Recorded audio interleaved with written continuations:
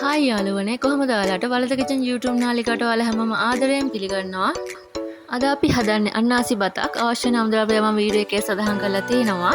ඊට කලින් මතක් කරන්න ඕනේ ඔයාලා තාමත් අපේ වලද කිචන් YouTube නාලිකාව subscribe කරලා නැත්නම් අමතක නොකර අපේ channel එක subscribe කරන් යන්න අමතක කරන්න එපා. හරි අපි එහෙනම් බලමු කොහොමද අන්නාසි බත සාදාගන්නේ කියලා. අපි මෙතන හාල් අරන් තිනවා සම්බහල් ග්‍රෑම් 500ක්. ඔයාලට පුළුවන් සම්බහල් වෙනුවට කීරි සම්බා බාස්මති හාල් පාවිච්චි කරන්න. හාල් ටික හොදින් හොදලා ඒකට අවශ්‍ය ප්‍රමාණයට ජලය එක් කරලා ඒකට ලුණු තේ හැන්දකුත් එක් කරලා හොදින් මිශ්‍ර කරලා ඒකට දෙහි බෑයකින් බින්දු කිහිපයක් එක් කරගන්න. නැත්නම් පොඩි නාරං ගෙඩියකින් බින්දු කිහිපයක් එක් කරලා හොදින් මිශ්‍ර කරලා ලිප තවා හොදින් බත් එක පිස ගන්න. බත් එක අමු කරගන්නවත් බෙරි කරගන්නවත් එපා. බත් එක කාන්ට පිස ගන්න ඕනේ. බත් එක හොදින් යට වෙන විදිහට තියෙන්න ඕනේ. බත් එක හොදින් පිස ගත්තට පස්සේ හොදින් නිවෙන්න තවා ගන්න. මොකද බත් එක සාදා ගන්න වෙලාවට බත් එක රස්නෙන් තියෙන්න බෑ. හොඳට නිවිලා තියෙන්න ඕනේ. පිරිසුදු භාජන ලිප තබා තාච්චියට තෙල් අවශ්‍ය ප්‍රමාණයට දාලා තෙල් ටික රත් වුණාට පස්සේ මුද්‍රස් පලන් ටික දාලා හොදින් බැද ගන්න. මුද්‍රස් පලන් ටික හොදින් බිම්බිලා එනකොට තෙල් එකෙන් ඉවතට ගන්න.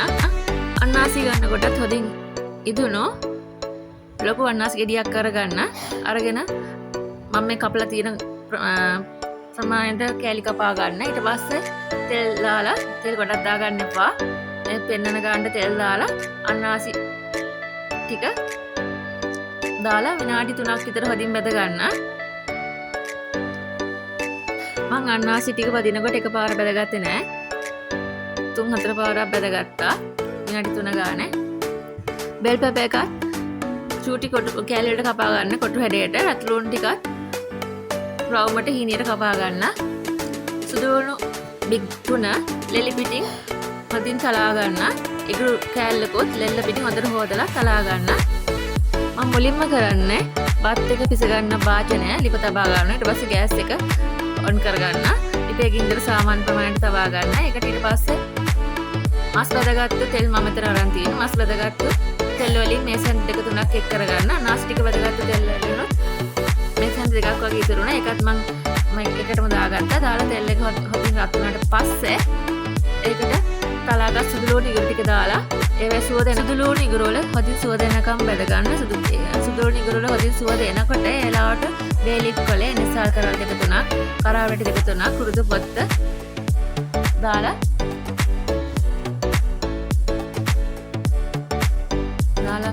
විනාඩියක් විතර මිශ්‍ර කරගන්න. ඊට පස්සේ ඒකට රටලුණු කපාගත්තු රටලුණු ටිකක් දාලා විනාඩිය දෙකක් හොදින් තෙම්පාදු කරගන්න.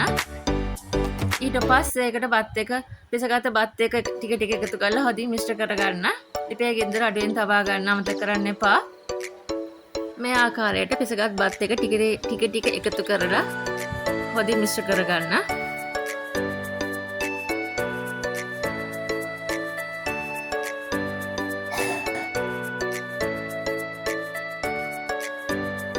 බත් එක හොදින් මිශ්‍ර කරගත්තට පස්සේ ඒකට සෝයා සෝස් මේස හැන්දි දෙකක් එක් කරගන්න. ඒකම තක්කාලි සෝස් වලින් මේස හැන්දි දෙකක් එක් කරගන්න. ගම් බිස්කුට් තේ පුරවල තේ හැන්දි එකක් එක් කරගන්න. ලුණු කුඩු රස අණු එක් කරගන්න. සීනි පුරවල තේ හැන්දි එකක් එක් කරලා සියල්ල හොදින් මිශ්‍ර කරගන්න.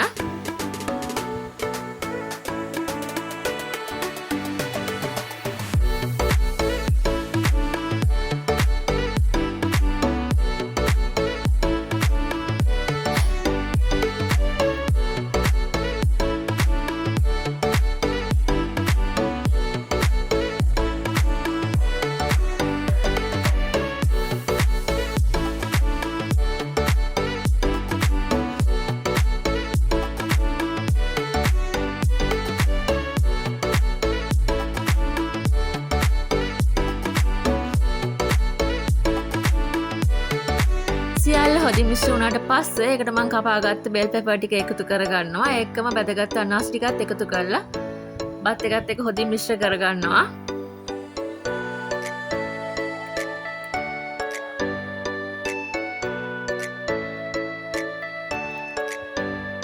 ඒකටම බැදගත්ත පිලි මිදි ටිකත් එකතු කරලා හොදින් මිශ්‍ර කරගන්න.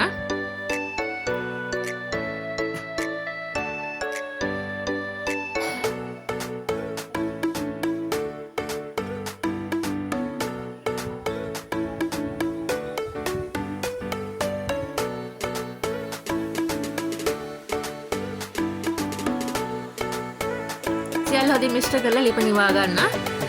ඉතින් ඔයාලත් අපි මේ හදපු රසමුරස අන්නාසි බත හදලා හොද නරක කියන්න අමතක කරන්න එපා. මේ වගේ අලුත් වීඩියෝ එකකින් නැවත මුණ ගැහෙන බලාපොරොත්තුෙන් අදට අපි මේ වීඩියෝ එක අවසන් කරනවා. ඔයාලා හැමෝටම සුබ දවසක්. ජය වේවා.